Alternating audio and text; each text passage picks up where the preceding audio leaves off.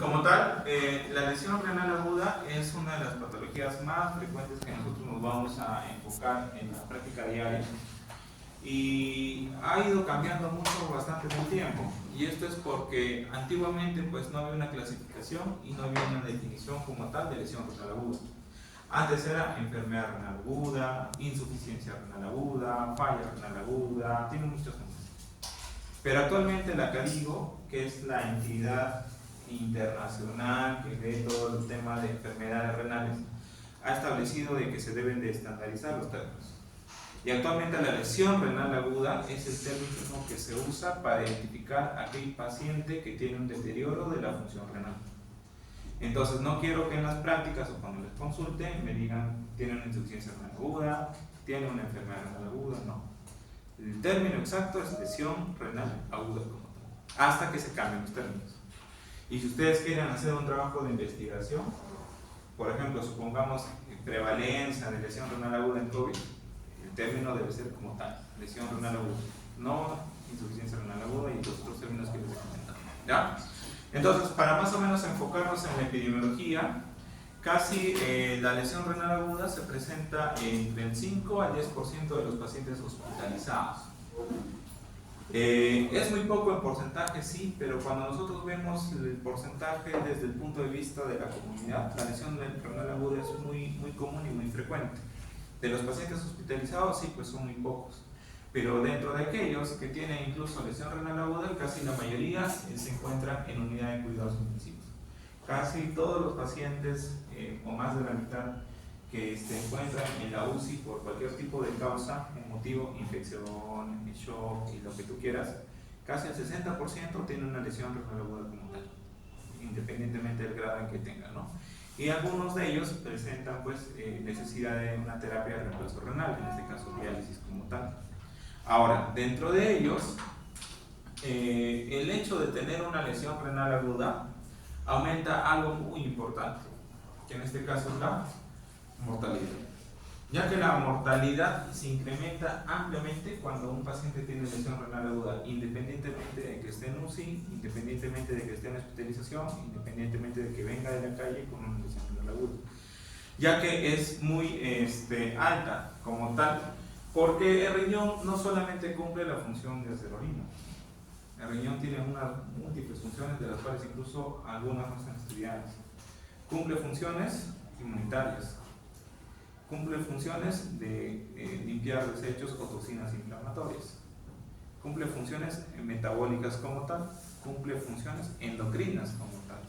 Entonces, al tener un órgano tan pequeño que cumple tantas funciones, el hecho de que el riñón falle se va todo al tacho. A mí cuando me enseñaron me dijeron que el riñón siempre es el controlador del sistema. Y es cierto, porque los pacientes que hacían COVID, por ejemplo, ingresaban a la UCI, aquellos que hacían insuficiencia renal aguda, casi el 100% se morían. Y es porque todos tenían miedo de las tormentas de citoquinas que se presentaban, por ejemplo, en COVID, y que cuando el riñón fallaba ya no se podían eliminar, entonces había más inflamación, más falla multiorgánica y el paciente fallecía. Yo me acuerdo cuando era residente y hubo toda esa pandemia, casi del 100% que ingresaba a diálisis y que ya tenía falla renal, todos se morían, ninguno salía. Es por eso que el riñón es un órgano muy importante como tal. Dentro de ellos, los pacientes pues, que empiezan a tener una lesión renal aguda son aquellos pacientes que tienen sepsis, ¿no? Y son el mayor porcentaje, y dentro de los cuales son los que más requieren una terapia de reemplazo renal. Y terapia de reemplazo renal no solamente es hemodiálisis, como lo vamos a ver posteriormente. Y aquellos que ya presentan o ingresan una terapia de reemplazo renal, la mortalidad se incrementa ampliamente, ¿no? A diferencia de otros pacientes que tal vez no están críticamente enfermos. La mortalidad se incrementa si es que yo tengo un paciente con lesión renal aguda, por eso es muy importante hacerle el seguimiento y el control. Esto es un gráfico más o menos para poder identificar qué áreas a nivel mundial presentan mayor lesión renal aguda. Y ya se ha dicho ampliamente que las enfermedades renales como tal son enfermedades que existen en la pobreza, ¿no? Lamentablemente acá en Perú la información es muy poca sobre lesión renal aguda. Por lo tanto, no hay estudios que te puedan decir cuánto es la incidencia o prevalencia real de injuria renal aguda, ¿no? Pero con los pocos datos que se tienen, casi las zonas, por ejemplo, de Sudamérica, casi el 31% de pacientes en general hacen una incidencia en lesión renal aguda, comparado con otros países, ¿no? Como por ejemplo Asia, como por ejemplo Europa principalmente, ¿no? Que si bien es cierto, es alto, pero hay otros mecanismos en los cuales pues hay una diferente variación de prevalencia, ¿no? Y esto también se debe porque las definiciones de lesión renal aguda todavía no están tan claras. Entonces no hay una estandarización de términos. Supongamos acá en Perú, acá nadie sabe o pocos saben que el término pues, es lesión renal aguda, ¿no? Si ustedes consultan con sus docentes, no pueden todavía diferenciar una lesión renal aguda de una insuficiencia renal aguda, por ejemplo. Cuando nosotros hacemos reportes, los términos son diferentes y eso también cuenta y puede bajar un poquito la prevalencia y todo de tu enfermedad, ¿no? Es por eso que los términos al diferir hacen que la prevalencia sea totalmente diferente e inexacta, ¿no? Y la mortalidad, pues como les dije, es algo muy importante porque aquel paciente que tiene una lesión renal aguda, solamente por tenerla ya tiene una mortalidad que empieza a incrementar.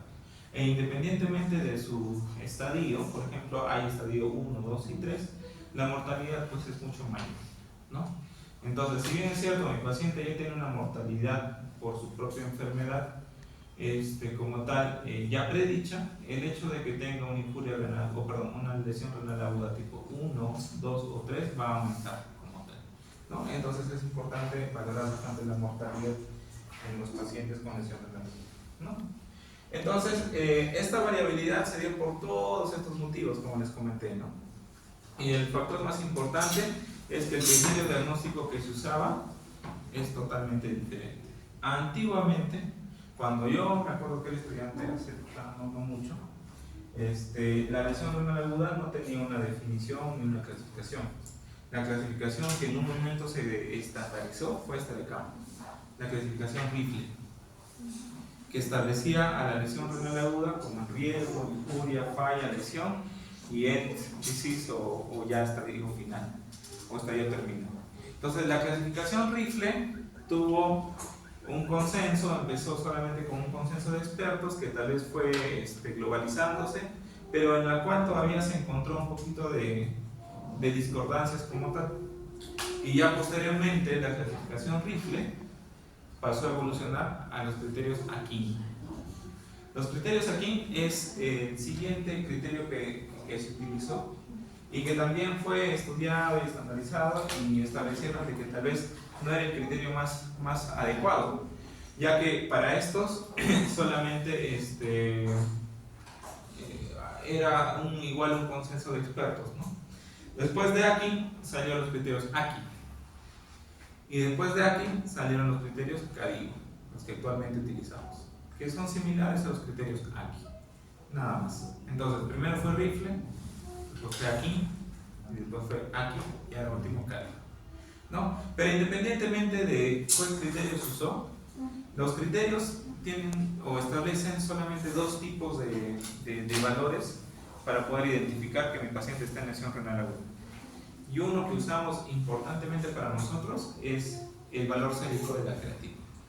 La creatinina es uno de los criterios diagnósticos para determinar si mi paciente tiene falla renal, pero no es el único, ya que el otro criterio que se usa es el flujo urinario. Y eso es muy importante porque todo paciente que tiene una lesión renal aguda, ustedes tienen que estar constantes y vigilantes de que si mi paciente orina o no orina, si tu paciente sube la creatinina o no. Entonces, cuando ustedes evalúen a su paciente en los hospitales y quieren ver si este paciente está haciendo una lesión renal aguda, no solamente se enfoquen en la creatinina. ¿Por qué? Porque el paciente es un paciente dinámico que se puede observar en el tiempo. ¿Qué es lo que pasa? A veces hacen interconsultas, vamos a evaluarlos y mencionan, paciente acude con creatinina en tanto, ¿no? Y colocamos, no tiene creatinina control, hay que hacerle otra vez otra creatinina. Pero el estudio de creatinina demora, ¿Cuál es lo más práctico y lo más rápido que tú puedes hacer? Es evaluar en una hora cuánto orina. ¿Cuánto es el flujo urinario de este paciente? Y obviamente el flujo urinario sí ya sabes sacarlo, ¿no? Daisy, ¿cómo sacas el flujo urinario?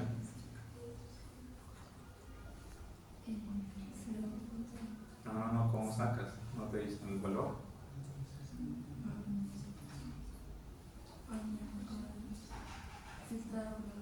No. Edward, ¿cómo sacas el flujo urinario?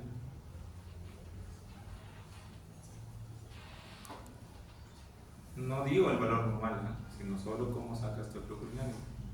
¿Cómo tú sabes cuánto el flujo urinario tienes? Es algo básico, ¿ah? El delegado. 0.5 multiplicado por el peso. Eso es lo normal. Pero tú cómo sacas tu flujo urinario.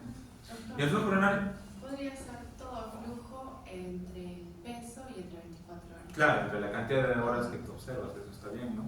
Por ejemplo, si yo hago 2 litros en 24 horas y peso 60, ¿cuánto es mi flujo urinario?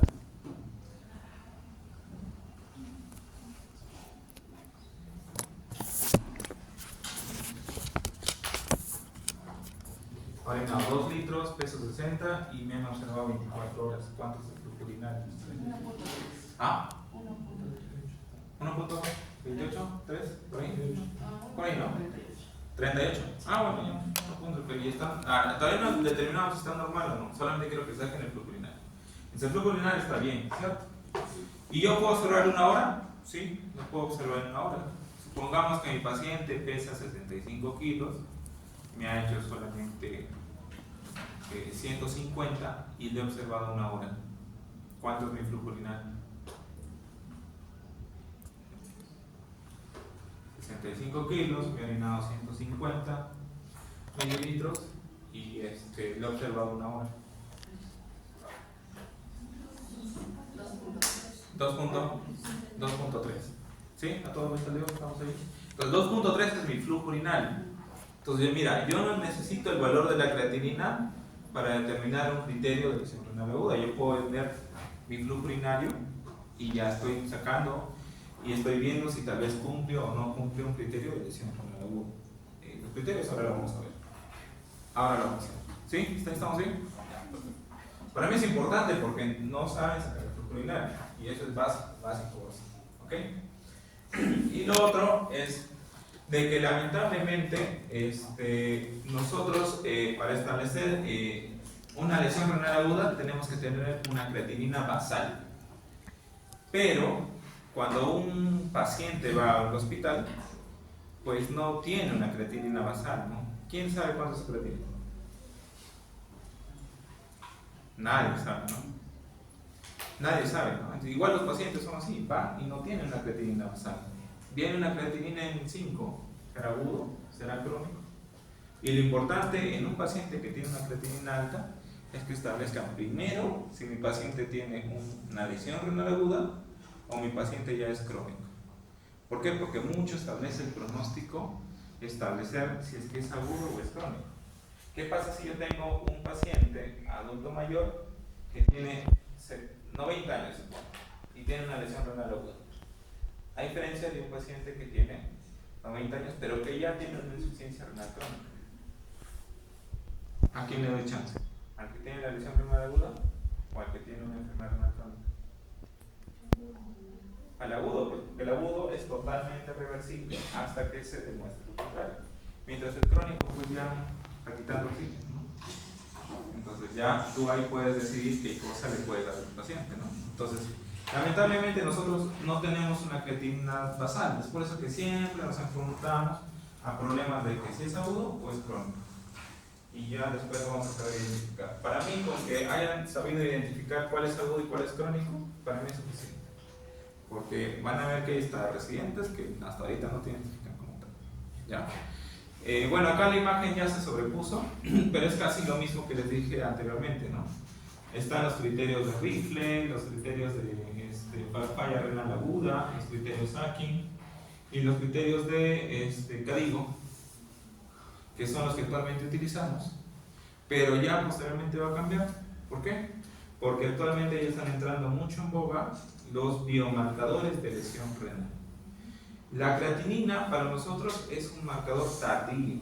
O sea, la creatinina es lo peor para los nefrólogos que nosotros podemos tal vez dosar. Porque yo puedo tener a mi paciente que tal vez tiene una lesión en el túbulo sin elevación de la creatinina. Y esa lesión se llama lesión renal aguda subclínica. Y ya lo vamos a ver ahora posteriormente. ¿Ya? Entonces, los criterios CADIGO, que son los criterios actuales que nosotros usamos, pues establecen que la lesión renal aguda es aquella lesión que se presenta dentro de las 48 horas y que dura solamente 7 días posterior al insulto. Esa es la clasificación de lesión renal aguda. ¿Ok? Posterior a los 7 días y a los 3 meses, ya no se considera lesión renal aguda, sino se llama enfermedad renal aguda. Ahí está la diferenciación. ¿Ok? Y cuando mi creatinina, mi flujo urinario es bajo y pasa más de 3 meses, ya es un enfermo renal crónico. ¿Sí? Hasta ahí estamos. Lesión renal aguda hasta los 7 días. Enfermedad renal aguda de 7 a 90 días. De 90 días para adelante, enfermedad renal crónica. ¿Sí? Ejemplo. Paciente adulta de 45 años que ingresa por hematuria y que al ingreso presenta una creatinina en 4. Su creatinina basal aparentemente está en 1 y el tiempo de enfermedad de esta paciente es de 2 días. ¿Diagnóstico? Lesión renal. ¿Ok? Paciente que tiene un cuadro de disuria de más de 2 semanas de evolución, el cual no remite con tratamiento antibiótico y el cual presenta una creatinina al ingreso de 1 y que actualmente se encuentra en 5. ¿Diagnóstico? Enfermedad renal aguda, ¿no? Por una pielonefritis X. ¿Sí? ¿Hasta ahí estamos bien? Ya, perfecto. Ahora, dentro de las clasificaciones CADIGO, acá establecemos únicamente el valor de la creatinina, pero también está el flujo urinario. ¿Ok? Pero también hay un AQI subagudo y en eso yo quiero entrar.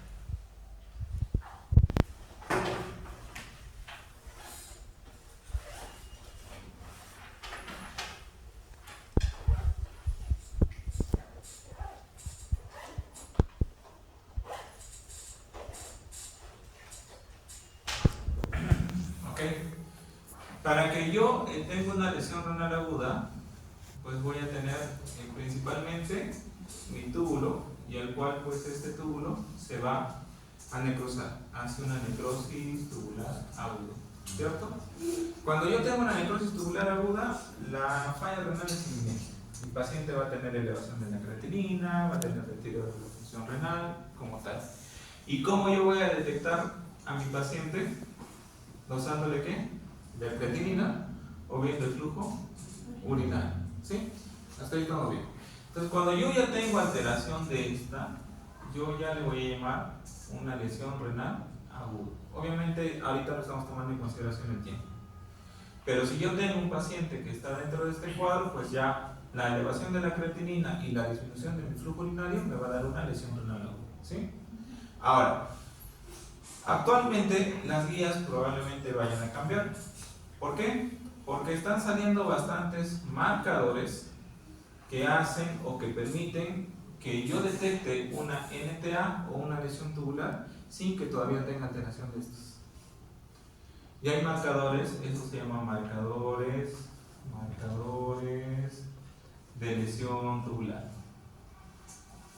Y hay múltiples que se están estudiando, por ejemplo el EMIGAL, el KIM1, que acá no lo tenemos en Perú, ¿no? No creo que lo digamos tener, porque somos un país subdesarrollado, siempre les digo eso.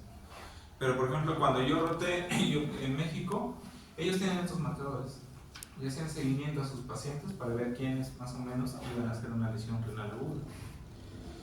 Esto, cuando se encuentra elevado, si es que no se toman las medidas correctivas, obviamente yo voy a llegar a esto. Es por eso que les digo que mi flujo urinario o mi creatinina son marcadores tardíos de lesión renal aguda. Estos son marcadores tempranos de lesión renal aguda. Entonces, ¿qué pasa si yo tengo mi creatinina o mi flujo urinario y este está elevado o alterado, y tengo mis marcadores de lesión tubular que se encuentran altos? Yo ya tengo acá una lesión renal aguda propiamente dicha, ¿sí? Ahora, ¿qué es lo que pasa si todavía no tengo ni elevación de la creatinina ni disminución del flujo urinario, pero sí ya tengo marcadores de estrés tubular? Eso se llama lesión renal aguda, pero subclínica. ¿Por qué? Porque todavía no es clínica de elevación de creatinina ni tampoco disminución del flujo urinario. ¿Sí? ¿Estamos bien? Ahora, ¿qué es lo que pasa si yo no tengo marcadores de lesión tubular, pero sí tengo elevación de la creatinina o una alteración del flujo urinario? Mi túbulo está interna. Eso se llama pseudo lesión renal aguda. ¿Y qué situaciones me pueden dar un pseudo aquí? ¿Qué me afecta la secreción tubular de la creatinina? ¿Ah?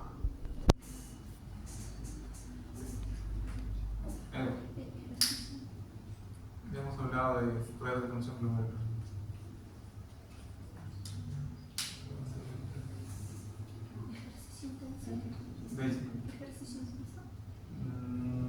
Podría ser el ejercicio. Sí, el ejercicio intenso puede ser, te eleva la creatinina, ¿no? ¿Qué más? Hay otros falsos positivos que te elevan la creatinina.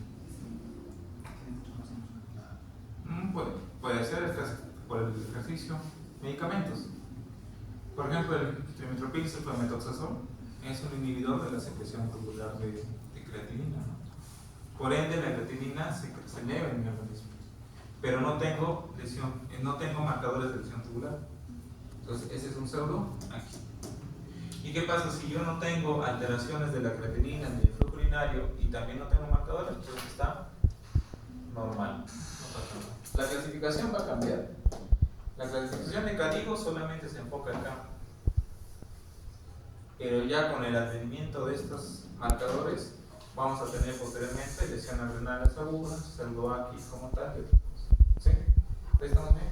Ya.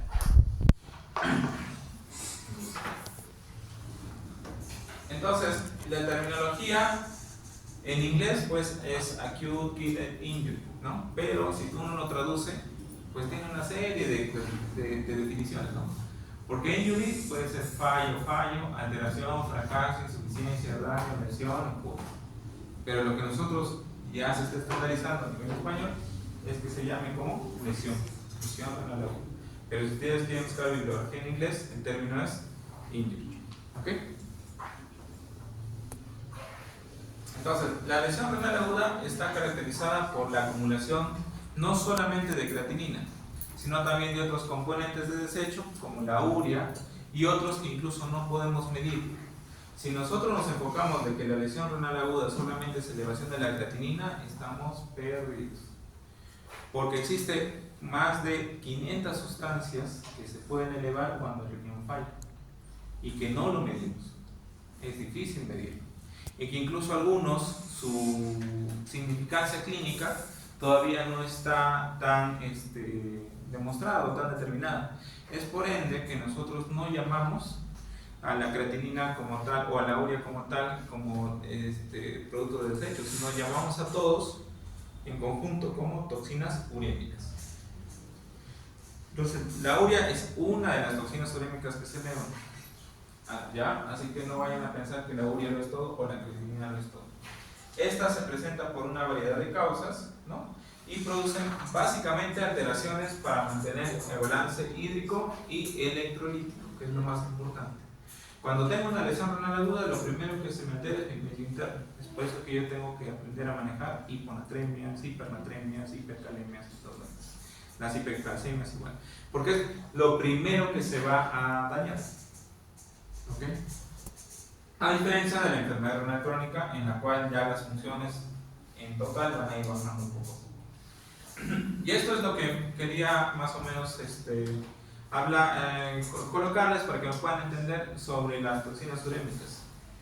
Y si ustedes ven acá, hay una serie de sustancias que se producen en el organismo y que se pueden elevar cuando hay una falla renal aguda. Dentro de las cuales lo que ustedes conocen y lo que nosotros medimos porque es más barato y seguimos siendo un país pobre, la urea. Pero no es lo único que se puede elevar. Se puede elevar la beta-2-bisglobulina, la mioglobina, la leptina, interleuquinas, epsidinas como tal, que si ustedes ven, las clasifican por... ¿Qué es esto? Tamaño molecular. ¿Sí? Entonces, hay sustancias y hay toxinas urémicas que son de tamaño molecular pequeño, tamaño molecular mediano, tamaño molecular grande y bueno, otras sustancias que, como la albúmina, que si bien es cierto no se eleva en una lesión renal aguda, pero que tiene un peso molecular alto y que también quiero que tomen en consideración para lo que vamos a ver posteriormente. ¿Ok? Entonces recuerden, lo que se eleva no es la urea, lo que se eleva no es la creatinina, lo que se eleva son las toxinas urémicas. Y nosotros como nefrólogos, cuando por ejemplo damos una terapia de reemplazo renal, una diálisis, lo que tratamos es barrer todo lo que se pueda de las toxinas urémicas. Pero no somos perfectos y no se barre del todo. Ya lo vamos a ver también después. ¿Okay? Entonces, cuando yo tengo una lesión renal aguda, pues se van a alterar diferentes tipos de ejes como tal, ¿no? Se va a alterar el eje cardiorrenal, por ende, salen los síndromes cardiorrenales, no hay un buen manejo del agua, se altera el eje del riñón y de la mucosa intestinal, y es porque la urea y la creatinina generan un ambiente ácido, y obviamente el tracto gastrointestinal, que tiene una microbiota a un pH adecuado y que venga un pH ácido, ¿qué cosa hace? Estimula la proliferación de bacterias patógenas. Y por ende, un paciente que tiene lesión renal aguda tiene mayor riesgo de ¿qué? De infección por translocación bacteriana, nada más. Entonces es por eso que hay un eje importante de intestino-riñón. Incluso actualmente está habiendo ensayos clínicos sobre dar probióticos a pacientes con lesión renal aguda para evitar las infecciones añadidas en este tipo de pacientes, por ejemplo. Y se puede hacer un bonito estudio. Hay alteraciones a nivel del eje hepatorrenal y dan los síndromes hepatorrenales como tal. Hay una alteración obviamente del eje neurorenal, por ende el paciente con lesión renal aguda siempre tiene trastorno del sensorio, ¿no? E incluso un criterio para hemodiálisis de emergencias es encefalopatía urémica como tal, ¿no? Y hay un eje pulmonar renal. Ya se ha visto que el pH ácido y las toxinas urémicas, que ya les comenté, generan vasodilatación y hay mayor riesgo de edema pulmonar por vasodilatación y aumento de la permeabilidad vascular, ¿no? Entonces afecta una serie de órganos. Por eso que el riñón, como les vuelvo a repetir siempre, es el controlador del sistema. Si el riñón se pierde, todo eso empieza a alterarse. ¿Ya? El riñón es el órgano más noble. Y es lo mismo. A nivel cardiovascular hay daño endotelial, ahí están los síndromes cardiorrenales, a nivel endocrino hay resistencia a la insulina, a nivel del sistema inmune hay mayor riesgo de infección, hay más inflamación porque dentro de las toxinas urémicas que se elevaban, las interleuquinas, factor de necrosis tumoral, que son sustancias inflamatorias, a nivel hematológico hay trombocitopatías, hay mayor riesgo de trombosis también, gastrointestinal, hay alteración intestinal de la microbiota, neurológicos hay alteraciones cognitivas y nutricional, el paciente pues empieza a perder peso también, ¿ya? Y todo eso que conlleva mayor mortalidad, y eso ya lo hemos visto en las diapositivas anteriores, ¿no? Entonces, un paciente que tiene una lesión renal aguda, obviamente va a haber factores de riesgo que pueden tal vez ser identificados previos a que mi paciente haga una lesión renal aguda, ¿no? Y uno de ellos es la edad. Mientras más viejo sea, más riesgo de lesión renal aguda, ¿no? Mientras los de la raza negra se han asociado que tienen mayor riesgo de lesión renal aguda. Los factores genéticos, también hay genes que vamos a ver en glomerulopatías como el gen APOL, que está relacionado bastante a la generación de lesión renal aguda. La hipertensión, la diabetes, también son factores asociados. La obesidad y el síndrome metabólico también. Y también esto conlleva a que también estemos expuestos a enfermedad renal crónica solamente por tener este factor de riesgo y haber hecho una lesión renal aguda. Los factores que van a modificarse es la cantidad de veces que tal vez yo hago una lesión renal aguda y la severidad. Es diferente que yo tenga, por ejemplo, una pielonefritis y tenga pues una creatinina que me suba 2, a que tenga pielonefritis y que llegue a diálisis, ¿no? O sea, es más severo la pielonefritis como tal, por ende pues es más agresivo y hay mayor riesgo como tal, ¿no? La duración, si el paciente tenía proteinuria, el número de veces que hago lesión renal aguda, ¿no? Y esto pues va a llevar a resultados como enfermedad renal crónica, muerte y otros eventos como tal, ¿no? Y esto es lo que sucede, esto es el ciclo normal de las lesiones renales, ¿no? Yo puedo tener un riñón normal o tal vez un riñón que ya tiene un daño previo, ¿no? Como una enfermedad renal crónica. Puede estar expuesto hacia diferentes tipos de factores que pueden desencadenar una lesión renal aguda y van a establecer diferentes estadios, estadio 1, estadio 2 y estadio 3. Dependiendo del estadio, se puede recuperar o puede progresar de un estadio 1 a estadio 3. Y esto puede progresar ¿a qué? A una reparación maladaptativa. Y esta reparación maladaptativa lo que va a generar es enfermedad renal crónica. Es por eso que todo paciente con lesión renal aguda sí o sí tiene que ir por nefrología. Pero nadie va y nadie le informa al paciente.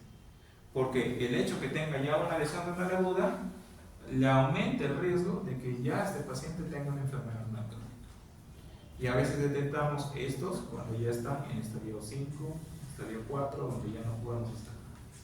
Y se ha hecho un estudio de seguimiento de pacientes, por ejemplo, que hacen una lesión renal aguda y al alta si van a un nefrólogo y casi el 95% no va a un nefrólogo, porque nunca nadie le había explicado que tenía que ir para ver si es que tal vez quedó con un daño residual, que tal hizo una pielonefritis y quedó con proteinuria. La proteinuria es un marcador de daño renal y progresa en enfermedad renal crónica. ¿Quiénes han recomendado a sus familiares que han tenido un hito a ir a un nefrólogo después? Nadie sabe, porque desconocemos esta figura, desconocemos que hay una reparación maladaptativa y por ende mayor enfermedad renal crónica. ¿Okay? Ya esto es lo que sucede, ¿no? Hay una injuria o hay un insulto, genera inflamación, genera factores productores o proinflamatorios, genera lesión tubular, genera alteración en la microcirculatura, que van a generar dos cosas: una reparación completa o una reparación mal adaptativa. Y por ende va a generar fibroblastos y fibrosis intersticial renal con ya enfermedad renal crónica. ¿Sí? Caso clínico. Acude a la guardia un paciente de 50 años con diabetes y falla renal crónica conocida. O sea, ya tiene factores de riesgos para lesión renal aguda, ¿cierto? Tiene una creatinina basal de 2 y ingresa por urosepsis, o sea, tiene una infección viral. Al ingreso la creatinina fue de 2.3 e incrementó al día siguiente a 2.6. ¿Cuál de los siguientes es correcto de acuerdo a la función renal? Hay que usar la fórmula MDRD. El paciente tiene una tasa de filtrado glomerular calculada en 34. Hay que usar la ecuación CKDEPI, ya que es más apropiada para este paciente, y la tasa de filtrado glomerular calculada es de 32. Hay que usar la fórmula de Korkov-Gault y la tasa de filtrado es de 20 a 32. O su tasa de filtrado glomerular no puede ser calculada porque la creatinina sérica no es estable. ¿Cuál marca es agregado? La D, doctor. ¿La D? ¿Por qué?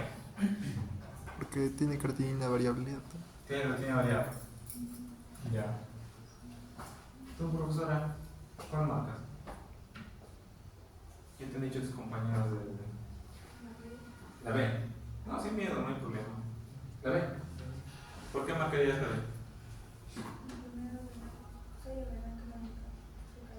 ¿El C cadete? Ya. ¿Tú, profesor? ¿Cuál marcas? Tengo conocimiento que hay una variación de la creatinina. O sea, cuando es inestable, creo que es Shell, ¿no? ¿Shell no? Ya. Primera vez que escucho. Pero si hay una fórmula cinética. Eso ya después lo vamos a ver.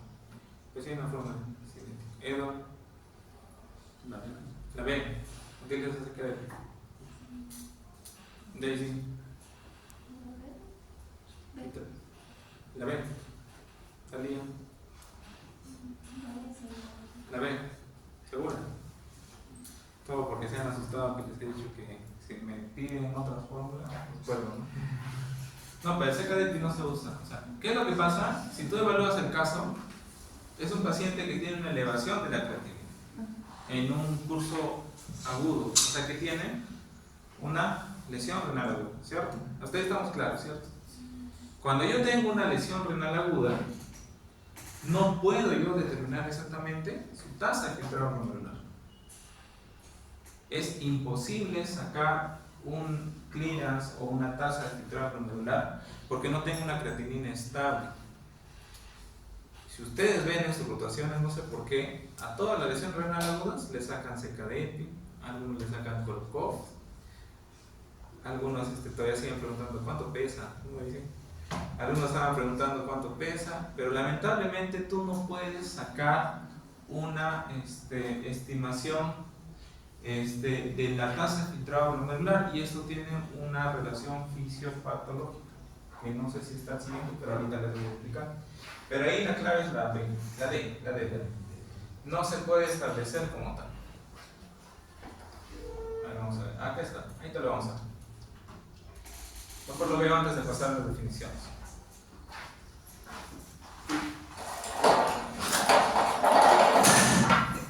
No se puede determinar porque si yo tengo, por ejemplo, mi tasa de filtrado glomerular, a mí como nefrólogo lo que me importa es esto, ¿no? Si está yendo bien o si está yendo mal. Y para eso yo tengo marcadores, ¿no? Y un único marcador que tal vez tenemos disponible es la creatinina. Claro que hay más, ¿no? Pero la creatinina es el marcador. ¿Y qué me han enseñado de fisiología? Que si mi creatinina está alta, mi tasa de filtrado está baja. Eso es lo que me han enseñado, ¿cierto? Pero si nosotros hacemos una correlación, si acá tenemos mi tasa de filtrado glomerular y acá tenemos mi creatinina, la relación es así. ¿Sí? O sea, si supongamos tengo acá mi relación de 1, acá tengo 2, mi tasa de filtrado acá suponte con 1 será 90, con 2 será acá parece 50, ¿no? Así es la relación. Si yo bajo 3, acá será 20, no, 50, así es. Así no es. En eso sí. ¿Por qué? Porque la relación entre la creatinina y la tasa de filtrado glomerular sí es una relación inversa, pero tiene distribución tipo una parábola, ¿no? No es una distribución recta.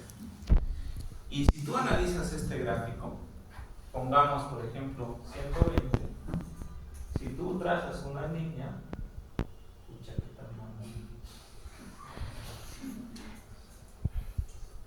mucho catéter, ¿no? En la mañana nos vamos a emocionar con el catéter. Si tú tomas en consideración, más o menos llega a un nivel de 1, ¿no? Supongamos. Una creatinina en 1 establece una tasa de filtrado glomerular de 120, o sea, casi normal.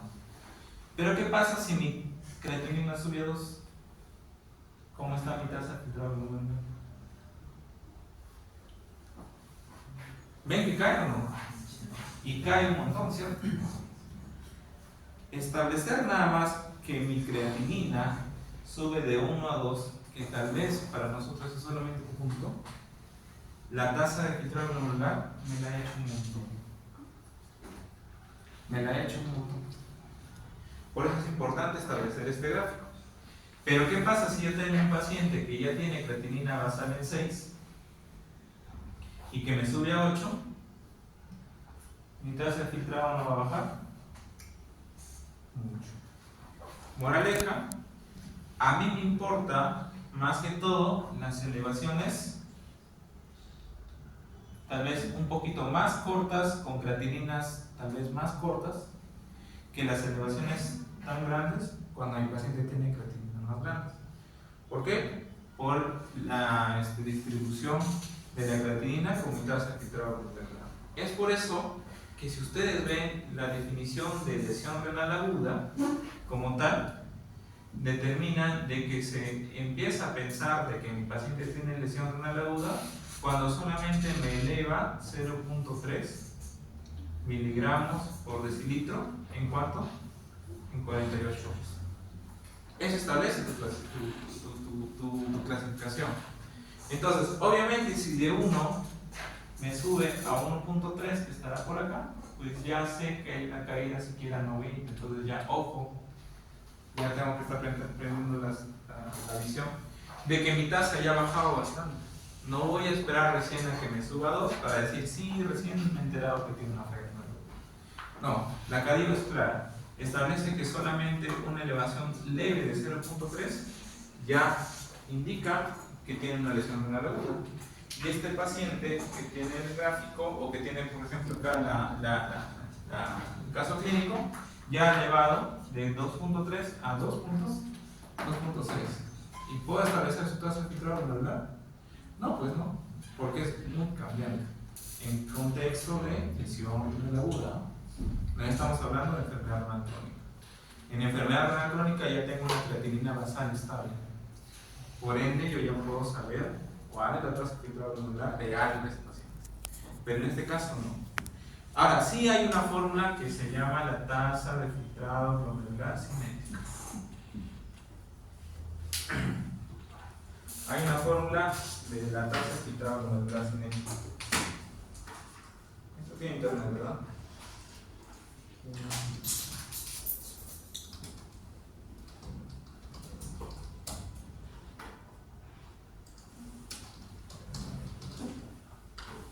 Esta de acá.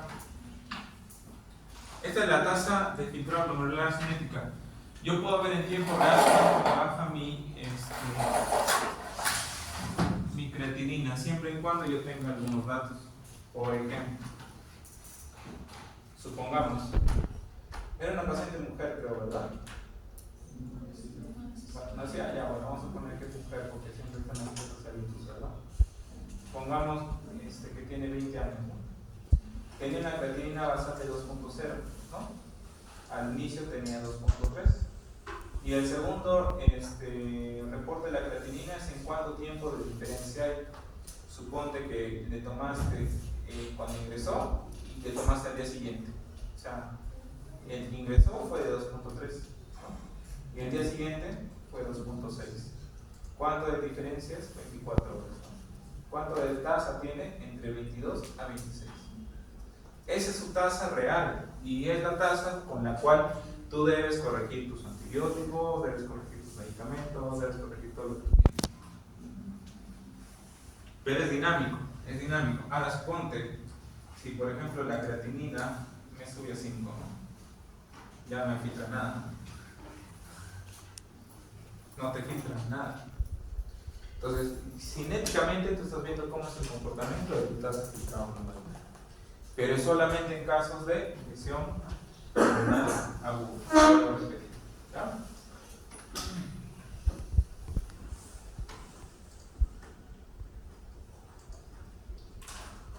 Y establece eso, ¿no?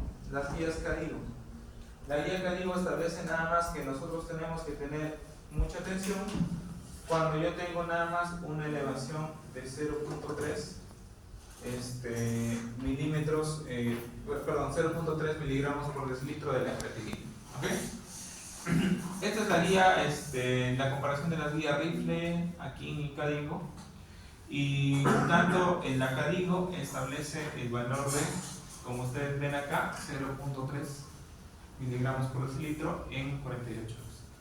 Si tiene esta elevación y tiene una elevación de la creatinina por más de 1.5 a 1.9 veces el valor referencial, ya se determina, digo, 1, ¿no? O aquí 1.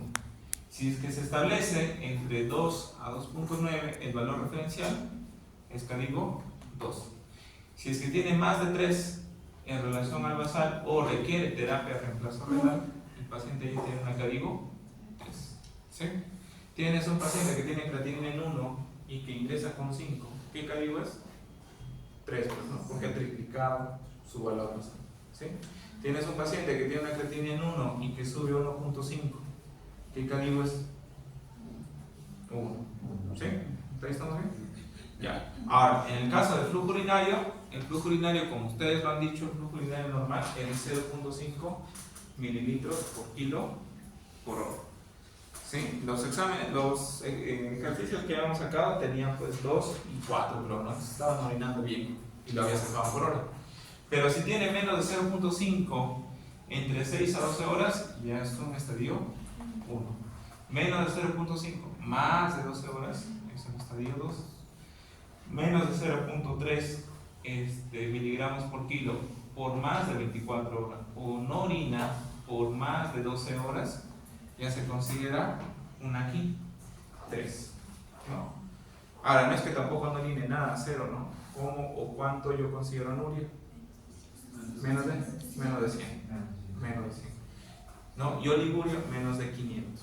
Pero es diferente que un paciente que pesa 90 kilos te viene 500 a que nosotros que tomamos de menor peso, creo, que orine menos de 500. O sea, es diferente. Por eso es que es importante sacar por kilo gramos de peso. ¿Sí? Y eso tiene una fórmula, o sea, matemáticamente puedes sacar por qué un paciente te tiene que orinar más de 500 mililitros en un día. Y eso ya es tema de fisiología, que ya no lo vamos a ver acá. Pero sí se puede sacar por qué realmente, no es porque a alguien se le ocurrió ya vamos a poner 500, se puede sacar matemáticamente. Pero bueno, esos son los criterios aquí, como tal. No se olviden, creatinina, flujo urinario y los valores. Es importante, ¿no? Y siempre vienen preguntas de residencia. Entonces, lamentablemente, como les dije, la creatinina tiene muchas limitaciones, ya que la creatinina no es muy específica como tal, ¿no? Tanto en el AQI como en la enfermedad renal crónica, no es específica de la enfermedad, es un marcador tardío de daño renal, depende mucho de la edad, del sexo, la masa muscular, es muy insensible a los cambios pequeños de la tasa filtrado glomerular, ¿no? Como ya hemos visto en el gráfico, como tal.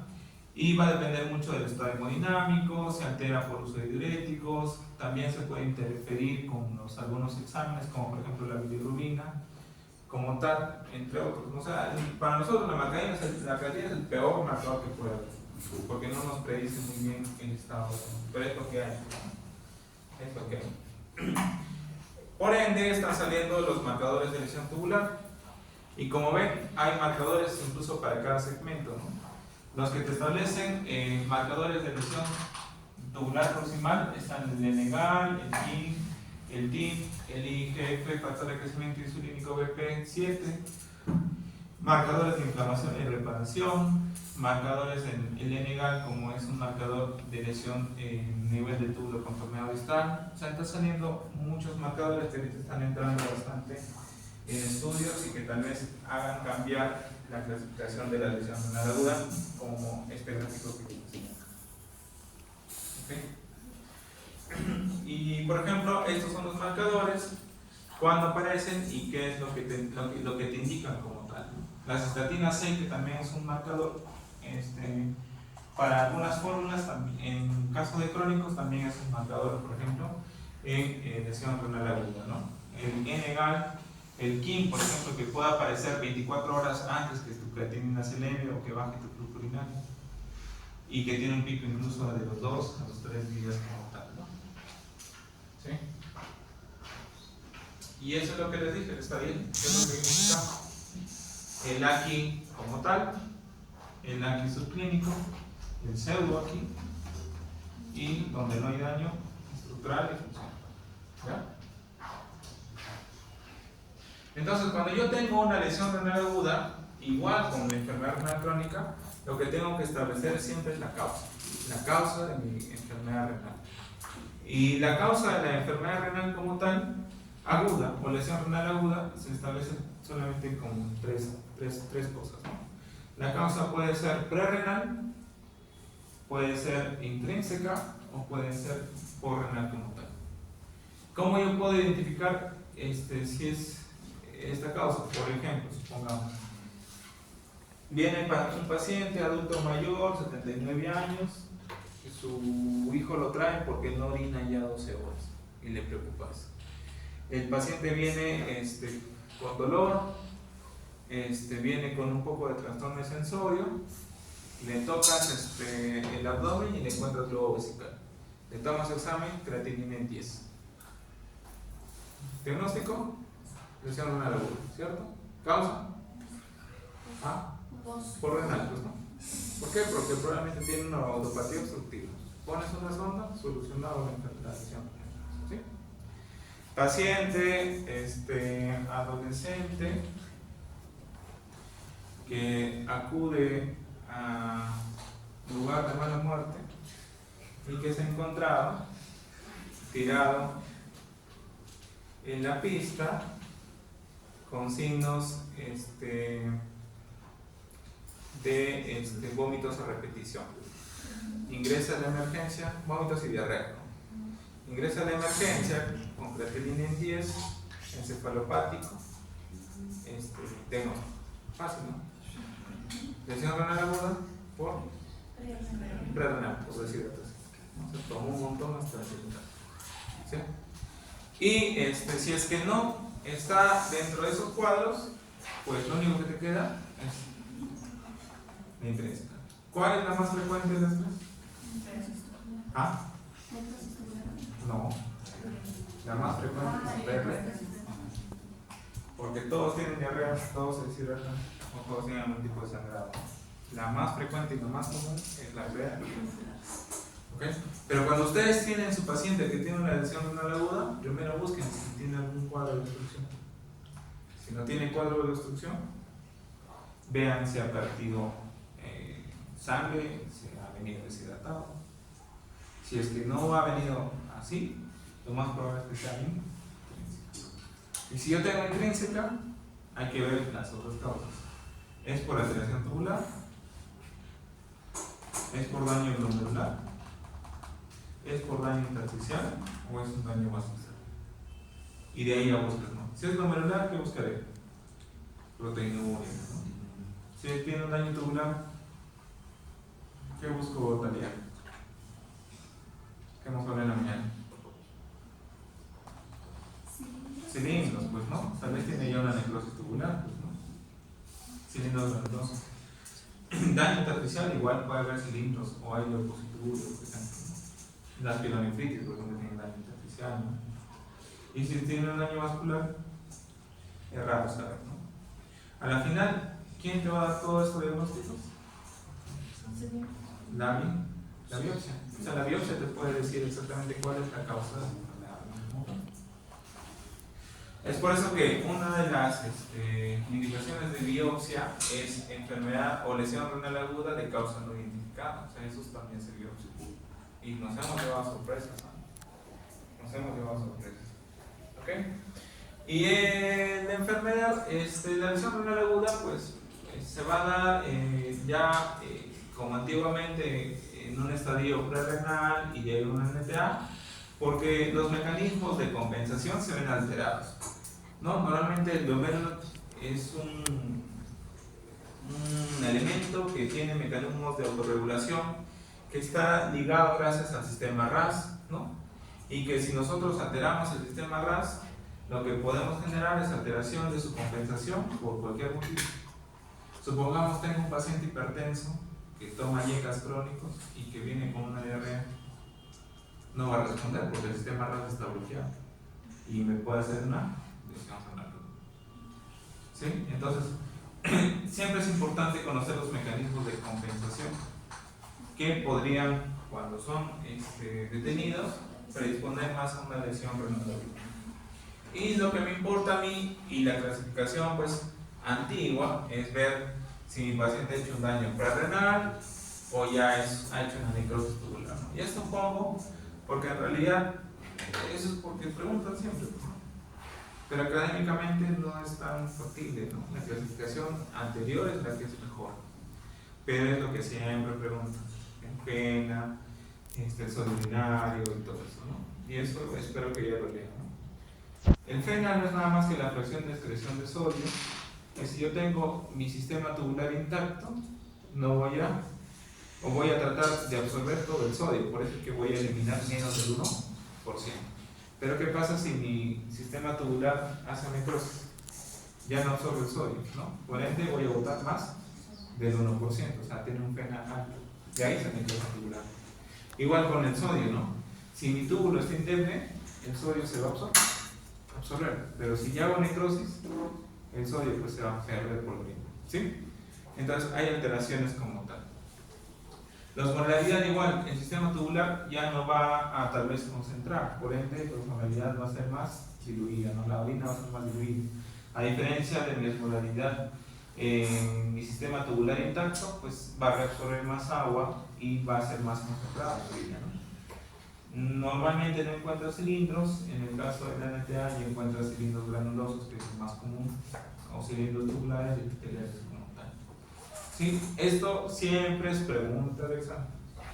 Siempre es pregunta de examen. De residencia, pero no de línea productiva. Entonces, acá lo que vemos realmente es las causas del ACI, ¿no? Por temas de alteración en la perfusión prerrenal, en este caso la hipovolemia, el flujo cardíaco reducido, la vasodilatación como tal. Hay alteraciones vasculares como las estenosis, que es el caso ya de las intrínsecas, los globulares, todas las globulopatías que ya posteriormente vamos a ver, las tubulointersticiales y las porrenales por alteración en la salida o el flujo de la orina. Son múltiples, ¿no? Lo único que yo quiero que te recuerdes es la clasificación anterior y sepas identificar con preguntas cuál es la causa más probable de eso. Y la injuria renal pues es todo un espectro, ¿no? Está asociado a múltiples enfermedades, preeclampsia, cáncer, entre otros, ¿no? Drogas como tal, ICC descompensadas, cirugías cardíacas, shock, sepsis, que es la causa más común de injuria renal aguda. La nefropatía séptica es la causa más común. Y el consumo de drogas, ¿no? A veces pensamos de que hasta el paracetamol más indemne no nos va a hacer nada, pero siempre tiene alteraciones renales.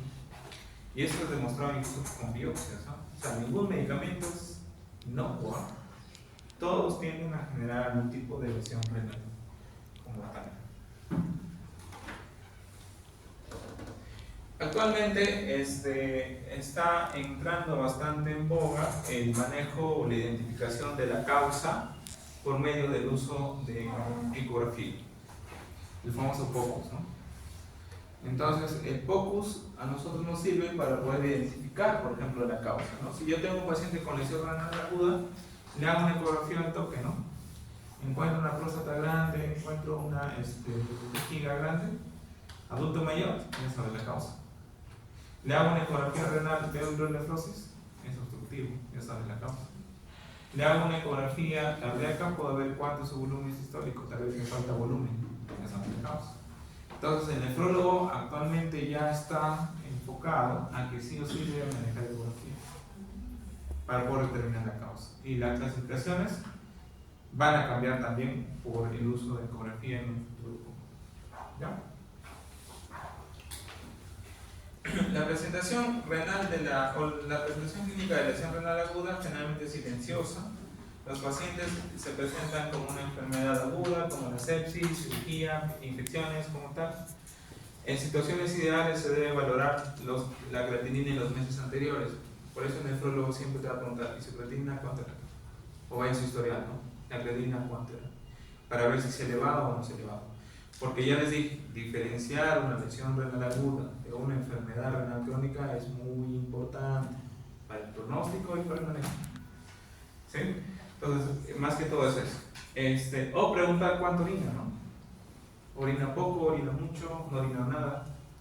Es muy importante. Por eso es importante dentro de su evaluación clínica que hagan estas preguntas sencillas y simples, ¿ya? Y es común de que los pacientes, pues, lamentablemente, no vengan con una creatinina basal, por lo cual diferenciar de un AQI de un RC es muy importante, ¿no? Como en el caso, por ejemplo, de la mañana, ¿no? La paciente que vimos en su trauma, ¿no? Era una paciente que tenía creatinina 5, pero no sabíamos nada. Pero era diabética, 12 años, tenía proteinuria, tenía hipocalcemia, tenía anemia. O sea, ya no vas a pensar que es agudo, ¿no? Lo más probable es que sea crónico. Y por ende, ya le das un pronóstico y le das un tratamiento. El manejo para una lesión renal aguda netamente es la terapia de soporte. O sea, no hay ningún medicamento, ninguna pastilla que establezca de que tu creatinina baja. Tienes ya tu creatinina, hay que hacerle controles de creatinina seriadas. En el hospital van a ver que le toman una creatinina el 1 de mayo y recién que estamos el día 16 le están tomando un control. Pero no es así. Tú cuando ya tienes identificado un paciente que hace una lesión renal aguda, tú tienes que tomarle, si es posible, diario ese creatinina, o siquiera vigilar el flujo urinario. Pero a veces, lamentablemente, la descripción del flujo urinario no es tan adecuada, ¿no? Porque no tienen una bolsa colectora, la enfermera le pregunta al paciente nomás cuánto orinaron, entonces te lleva malos diagnósticos, ¿no? Por eso es que es importante que hagan creatininas basales. Hay que suspender nefrotóxicos. Los pacientes siguen recibiendo sus antibióticos a dosis plenas, no se corrige, pese a que sus filtrados cinéticos salieron cero, o sea, no filtra nada, pero sigue recibiendo su veneno a dosis altas. Va a ser más daño, ¿verdad? Entonces tienen que suspender los nefrotóxicos y ajustarlos a aquellos de acuerdo al filtrado de la neurona. Al filtrado de la neurona, ¿ok? Hay que manejar el estado hídrico, el paciente tiene que estar bien hidratado, ni deshidratado ni sobrehidratado, por eso es importante manejar el balance hídrico. Hay que restringir sodio, hay que evitar la hipervolemia, como les comenté, hay que utilizar diuréticos y hay que manejar el electrolito y el ácido base. Y si ya no me responde y mi creatinina sigue subiendo y sigue en único, obviamente tengo que darle una terapia de reemplazo renal, ya darle bien, porque sé que no va a mejorar. Estos son los pasos, tal vez en los diferentes estadios, que no es nada más que lo mismo, que son terapias de soporte, monitoreo, evitar hipoglicemias, evitar contrastes, mantener los episodios hemodinámicos adecuados. Hay que chequear constantemente la creatinina, dosar las drogas si es posible, y ya cuando llegue al estadio 3, llegar a una terapia de reemplazo renal no examen. No hay un tratamiento para la creatinina. Y esto es lo que a nosotros nos preocupa como nefrólogos, ¿no? Si ya tengo una lesión renal aguda, ¿cuándo lo meto? ¿Cuándo le ingreso una diálisis? Y hay criterios. Y los criterios de emergencia es acidosis metabólica.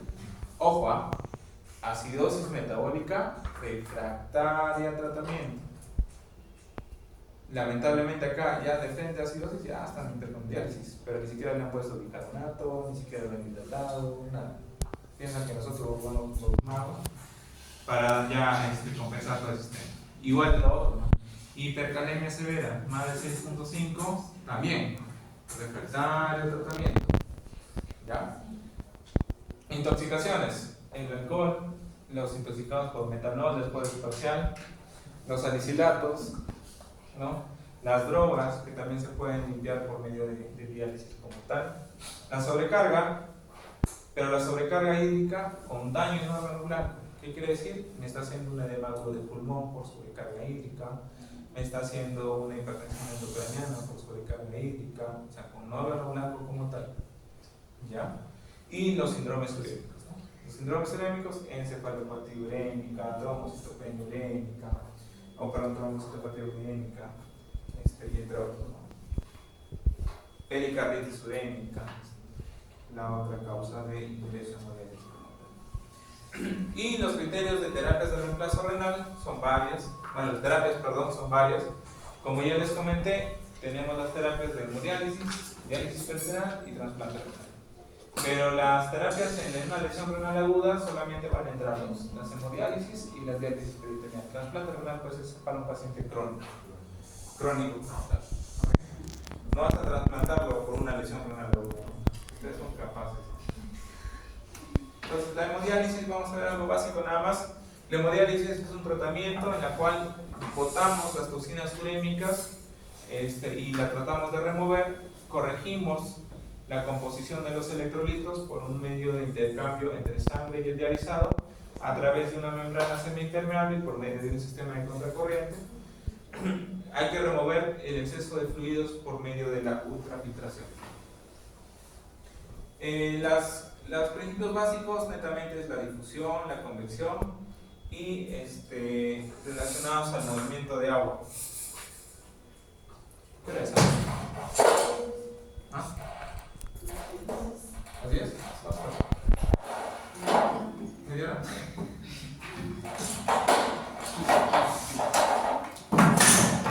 Y esto quiero que más o menos se entiendan porque es parte de nuestro trabajo, ¿ya? Entonces, como les expliqué a los chicos, la diálisis como tal tiene principios básicos, ¿no? Normalmente, ¿qué es lo que pasa? Ustedes cuando van a ver las máquinas de hemodiálisis van a ver que siempre tenemos un filtro, ¿verdad? En el filtro va a haber dos compartimentos principales.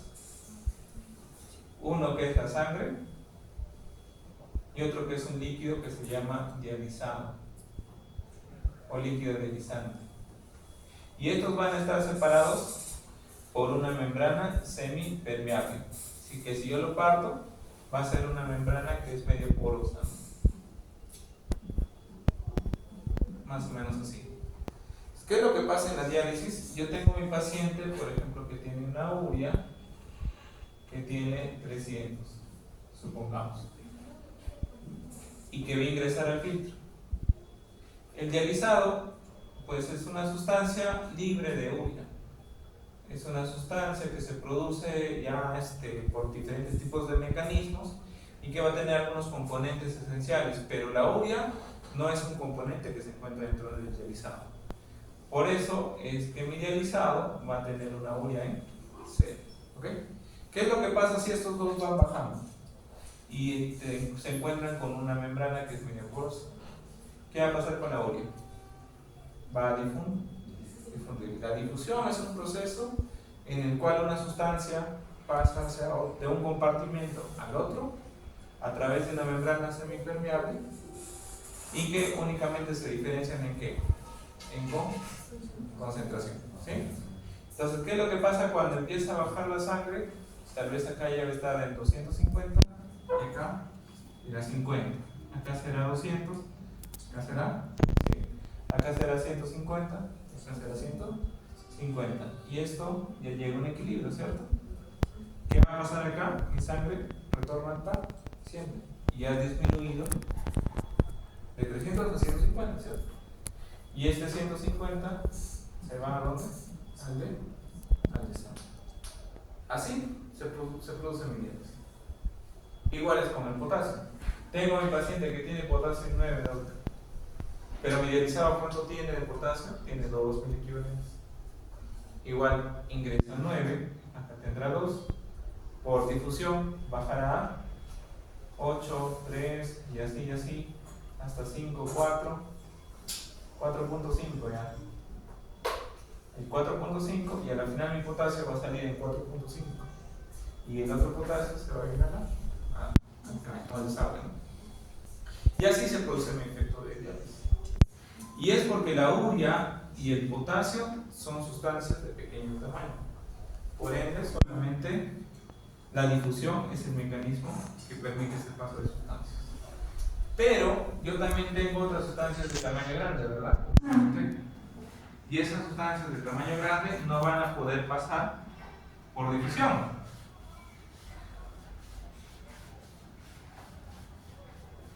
Tengo mi filtro, tengo mi sustancia grande en diferente concentración, pero mi poro es chiquitito. ¿Yo puedo hacer que esta sustancia pase de acá a acá? Sí. ¿Cómo? Ya no tengo diferencia de concentración, sino lo que hago es, en esta cámara, aumentar ¿qué? Presión. Si yo le pongo presión, esta sustancia de acá va a tener que pasar. Entonces, cuando yo le pongo presión a una cámara en relación a la otra y permite el movimiento, eso le llamo convección.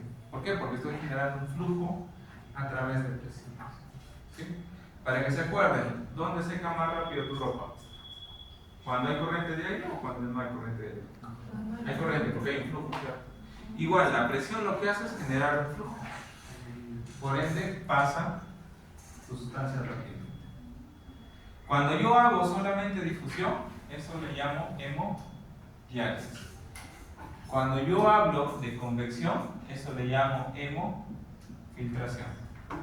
Y cuando yo doy estos dos procesos, llamo hemofiltración. ¿Qué es lo mejor para mi paciente? ¿Sacarle solo urea y creatinina? No. Debo de sacarle también estas sustancias de tamaño intermedio. Yo debería darles hemofiltración a todos mis pacientes. Pero como vuelvo a repetir, somos un país pobre, a la justa tenemos hemodiálisis. Y no damos una terapia adecuada a nuestros pacientes.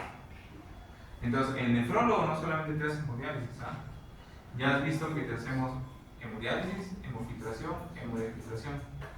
Y si quiero barrer sustancias más grandes como la albúmina, también se puede barrer. Proteínas, puedo barrer proteínas. Y cuando yo barro proteínas, ¿cómo le llamo? Plasmaféresis. O sea, yo también puedo dar plasmaféresis, solamente con esos. En casos de enfermedades autoinmunes, ¿por qué damos plasmaféresis? Porque barremos anticuerpos. Y es lo que damos. Y la ultrafiltración es nada más que la salida de agua.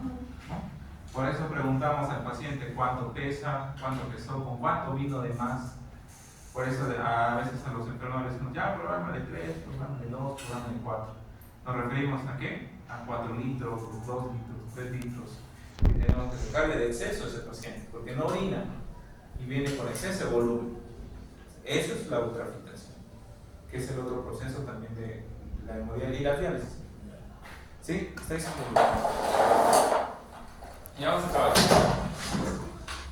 Entonces, no solamente damos diálisis como tal. ¿Okay? Esto de acá es, por ejemplo, una foto de las membranas que tenemos de diálisis, ¿no?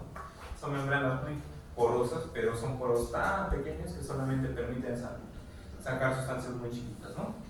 Y obviamente, dependiendo del tamaño molecular, va a haber sustancias solamente que van a pasar hacia el otro extremo, como la urea, el potasio, entre otros. Y va a haber sustancias que también pueden entrar del dializado a la sangre. Ejemplo, el bicarbonato. Tu paciente que tiene lesión renal, que tiene bicarbonato bien bajo, ¿no? Acidosis metabólica, tiene bicarbonato en 8, tienes que meterlo. ¿Qué haces? Meter la diálisis. Y la diálisis lo que hace es que en el dializado tiene altas concentraciones de bicarbonato. Y lo que hace es introducir el bicarbonato a la sangre. O sea, es un efecto contrario a lo que hace con la urea o con el potasio. Y suceden complicaciones. La otra vez hemos tenido 3 casos de pacientes que han venido con una alcalosis metabólica brutal, con bicarbonato en 50. Y es porque les metieron mucho bicarbonato, ¿no? Entonces, también hay complicaciones por la diálisis. Esto de acá es el filtro. Si yo tengo solamente diferencia de concentración, ¿eso cómo se llama? Difusión. Si tengo diferencia de presión, convección. Concentración, hemodiálisis. Presión, hemofiltración. Los dos, hemodiafiltración. Que son un juego de términos. Y esto es importante, ¿por qué? Porque si yo quiero barrer solamente sustancias pequeñas como la urea, la creatinina, lo que yo tengo que darles es difusión. Y me barro incluso vitamina B, ¿no? Por eso es que nuestros pacientes reciben hidroxicobalamina constantemente, ¿no? Si yo quiero barrer sustancias como la beta-2-hidroglobulina, por ejemplo, que hacen sepsis y quiero barrer, le tengo que dar más convección para apagar la tormenta, ¿no? Inflamatoria. Entonces yo debería darle hemodiafiltración, ¿no? O hemofiltración en sus pacientes. ¿Sí? Y si le quiero barrer proteínas de mayor tamaño, como la albúmina, plasmaféresis. Y este es el esquema de diálisis, ¿no? La sangre entra por acá, entra por el filtro, se conecta con el dializado y él se regresa pues al torrente sanguíneo. ¿Sí? Sencillo. Esta es nuestra licenciada del seguro, esta es la máquina de hemodiálisis, esta es la bombita por donde la sangre sale, sigue la línea, llega acá al filtro, que el filtro es el corazón de la máquina. Si no hay filtro, no se mueve bien. Y de ahí la sangre regresa hacia el paciente. Nada más. Es lo único que es, ¿no? Y hay unas soluciones especiales, en la que está el potasio, ahorita el bicarbonato, que se junta con un agua tratada y entran en contacto y forman el dializante. Estos son los accesos vasculares para nosotros poder dar diálisis. Podemos obtener por medio de fístulas nativas, autólogas, perdón, las fístulas protésicas donde se les colocan de un material siliconado, o los catéteres, ¿no? Que es lo que ya hemos visto en las rotaciones o están viendo en las rotaciones. Este es un catéter temporal, que es lo que usamos en los pacientes agudos, también crónicos, que se coloca a nivel cervical o a nivel femoral. Este es un catéter permanente, que es un catéter más grande, más grueso y que ya es de uso más que todo en pacientes con enfermedad renal crónica, no tanto en los agudos. Aunque hay reportados pacientes con lesión renal aguda que se les coloca permanente para reductar, pero ya después se les saca. Pero un permanente es muy caro. Un permanente te cuesta algo entre 1.500 o 2.000 soles, mientras que un temporal te cuesta 120 soles. ¿No? Y tenemos crónicos que están con este catéter más de un año. Más de un año. Estamos así, pues, ¿qué vamos a hacer? Y lamentablemente esto trae problemas porque la hemodiálisis para mí no es la mejor terapia. No solamente desde el punto de vista del paciente, sino también desde el punto de vista del ambiente, ¿no? Porque para que tú limpias constantemente este dializado, ¿no? El dializado que entra con uria en 0 y que al final sale en uria en 200, suponte, esto pues tiene que limpiarse constantemente, ¿no? Y el agua que utilizamos o el flujo que damos a este dializado es de 500 mililitros por minuto, o sea, medio litro. En una hora, ¿cuánto utilizamos?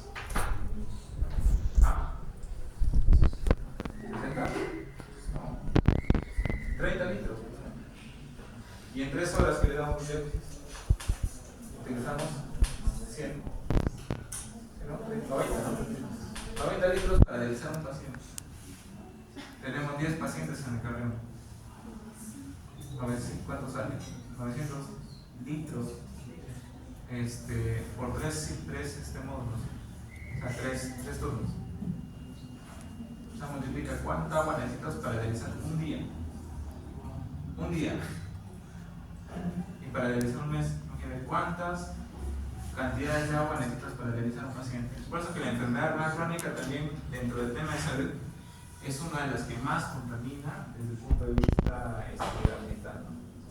Es por eso que actualmente está saliendo el término de green nephrology, o nephrología verde, en la cual tratan de optimizar los recursos, en este caso agua, para que no haya escasez. En cambio, en la peritoneal utilizas 2 litros de agua y le haces intercambios 4 veces al día, o sea, utilizas algo de 8 litros de agua al día, a comparación de lo que usas solamente en un solo paciente con diabetes, que es bastante. A la larga no vamos a tener agua, porque apenas a que se va a secar. ¿De dónde lo vamos a realizar? Lo que hacían, por ejemplo, en Cayetano, que tenía su clínica de renal, que bueno, ya lo cerraron, lo que hacía es todo el agua lo recolectaba y lo utilizaba para regar parques y jardines de su universidad. Ya, pues, ¿y qué le dabas? Fertilizante, ¿no? Le dabas agua y urea, ¿no? Por eso era todo verde. El único lugar verde de todos se mantiene el polvo. Pero bueno, el tema es de que a la final, si no hay agua, no consumimos agua. ¿Qué pasa si no hay agua? Altera la incidencia o hay mayor incidencia de enfermedades como litiasis renal, ¿no? ¿Paciente qué va a hacer? Enfermedad renal va a aumentar. Los pacientes que no hay agua, no hay lluvias, ¿qué va a alterar? La distribución de los mosquitos, mayor enfermedades infecciosas que condicionan una enfermedad renal aguda. O sea, a la larga todo el medio ambiente está así interrelacionado. No hay agua o el agua está contaminada, aumentas la incidencia de enfermedades diarreicas, más deshidratación, más lesión renal aguda. Aumenta la incidencia de los roedores, infecciones por roedores, leptospira, lo que tú quieras, más lesión renal aguda. O sea, todo es un círculo vicioso, así que cuiden el agua. Y recomienden a sus pacientes que pasen a peritoneal, como yo. Y la diálisis peritoneal es lo mismo, ¿no? Utiliza el mismo sistema. La única diferencia es de que el filtro es la membrana peritoneal. Entonces la solución que nosotros tenemos, que es una solución en bolsitas, lo que se hace es introducir a la barriga y se deja un tiempo de permanencia. Y ese tiempo de permanencia sirve para que el potasio, el carbonato, la urea migre del vaso sanguíneo y llegue hasta el agua de la cavidad peritoneal. Y se cambia después, ¿no? Y en peritoneal por eso es que cambiamos casi sobras, por ejemplo, el albino, ¿no? Dependiendo de qué tipo de membrana tienes, ¿no? Pero la peritoneal es lo mismo. ¿Podemos hacer peritoneal en aguda? Sí, y lo hemos hecho también. En el seguro hemos hecho, no sé si sea el primer caso que hemos hecho, pero el mes pasado metimos un paciente con lesión renal aguda peritoneal. El paciente vivió muy bien. Vivió, claro, 10 días, pero estaba muy bien. Vivió dializado, o sea, por la falla renal no fue. Tuvo una TB así horrible que el pulmón literal le expulsaba por el tubo. Se infectó y falleció por un problema pulmonar, pero se fue dializado, ¿no? Entonces la chamba del nefrólogo ya, que no muera de diálisis, ¿no? O sea, yo también le he dicho que muera, que muera por otra cosa, pero que no sea porque le falte diálisis. ¿Listo? Esta es la estructura de la membrana, es una capa muy delgada, tiene bastante capilaridad, por ende actúa como un filtro casi parecido al filtro de diálisis como tal. Tiene incluso sustancias protectoras, tiene anticoagulantes, entre otros. Y esto es lo que sucede, ¿no? Que hay poros dentro del peritoneo que permiten el paso de agua o sustancias de pequeño tamaño hacia la cavidad peritoneal por medio de difusión, ¿no? Y también te puede guardar interleuquinas, entre otros también, porque los poros son un poquito más grandes, incluso hasta que comparado con los delfines. También participa el proceso de difusión y de conversión. Y en el caso de diálisis peritoneal, lo que nos importa a nosotros es el tiempo, ¿no? Dependiendo de qué tipo de membrana es o qué es lo que yo quiero barrer, yo tengo que darle tiempo al paciente. La teoría de la diálisis peritoneal es la teoría de 3 poros, donde hay donde hay poros que son ultra pequeños, pequeños y grandes. Los pequeños netamente barren agua, los ultra pequeños, perdón, barren agua. Los pequeños y los grandes barren más que todo urea, solutos pequeños, proteínas, entre otros. Y esto es nada más para diferenciarlos. Los ultra pequeños son las acoporinas, por ende barren agua.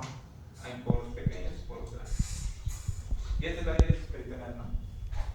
Lo que se hace es aplicar una solución ya estandarizada hacia la cavidad peritoneal por medio de un catéter que se puede hacer manual, de ahí se cierra, ¿no? Y se deja en cavidad por un tiempo. Pasa ese tiempo, se vuelve a desconectar, se saca este líquido que estuvo en reposo y se vuelve a introducir una nueva bolsa. Y nada más, ¿cuánto tiempo te dura? 15 a 20 minutos si haces todos los pasos. En cambio, tu diálisis tienes que estar ahí sentado 3-4 horas. Aburridos. Y esto es lo que sucede, estas son las diferentes sustancias que tenemos en el mercado. Van a ver que las soluciones tienen diferente concentración. Y mientras más concentración tenga, lo que voy a hacer es cargar más agua más que todo, nada más. Porque tiene más osmolaridad en relación al nivel sanguíneo. Y esto es lo que sucede, ¿no? Hay barres agua, barres urea y otras sustancias, y hay una concentración neta que llega a un pico, que en este caso es 240 minutos, por ejemplo, ¿no? Que es más o menos 4 horas, ¿no? ¿Qué es lo que hace? Es hacer un cambio ahí y que se repita todo este proceso, ¿no? Y vas haciendo que jale agua. Lamentablemente es un sistema lento, ¿no? O sea, si yo quiero barrerle agua a mi paciente, la diálisis peritoneal es muy lenta. En un día yo máximo le puedo sacar 1 litro, exagerando, ¿no? Pero en hemodiálisis tú le sacas 1 o 2 litros en 1 hora. Es porque es mucho más rápido, ¿no? Y es más brusca. La habilidad hemodinámica, tu paciente se potencia, se choca, sale mal, ¿no? A diferencia de la diálisis peritoneal que es mucho más. ¿Listo? Listo, chicos. ¿Una pregunta?